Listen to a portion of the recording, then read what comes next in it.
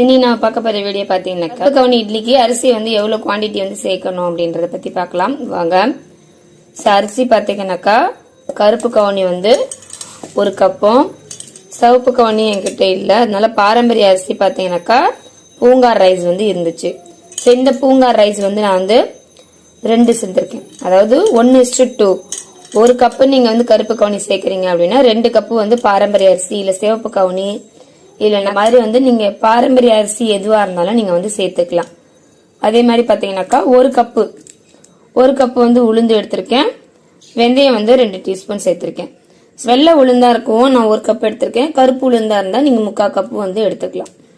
கழுவிட்டு ஊற வச்சிருக்கேன். பாரம்பரிய அரிசி எல்லாம் பாத்தீங்கன்னாக்கா நம்ம வந்துட்டு கழுவிட்டு தான் ஊற வைக்கணும். சிறுதானியங்களை மட்டும்தான் வந்துட்டு நம்ம ஊற வச்சுட்டு கழுவணும். ஏன்னா சிறுதானியத்துல இருக்கிற நச்சுக்கள் வெளியேறணுன்றதுக்காக நம்ம வந்துட்டு ஊற வச்சுட்டு கழுவுறோம்.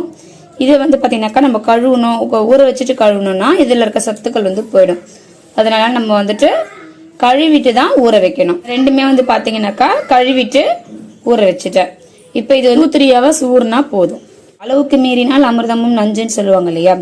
சோ அதனால அதிகப்படியான சத்துக்கள் இருக்கிறதுனால நம்ம இந்த அரிசியை வந்து பாத்தீங்கன்னாக்கா இந்த அரிசியை மட்டும் பயன்படுத்தி நம்ம சேர்க்கக்கூடாது. இது கூடவே வந்து பாத்தீங்கன்னாக்கா 1 பங்குன்னா 2 பங்கு வந்து பாரம்பரிய அரிசியோ இல்ல சிவப்பு கவுனி அரிசியோ சேர்த்துதான் மாவு அரைச்சி நம்ம பயன்படுத்திக்கணும். சரிங்களா? அதே மாதிரி இந்த கருப்பு கவுனியில பாத்தீங்கன்னாக்கா நம்ம புற்றுநோய் செல்களை வந்து அழிக்கும் தன்மை உடையது. மாவு வந்து நம்ம வந்து உளுந்து வந்து அரைச்சாச்சு, அரிசி எல்லாமே நம்ம சேர்த்துட்டோம். இப்போ இது அரிசியுமே அரைச்சிட்டு வந்துடலாம் நல்லா.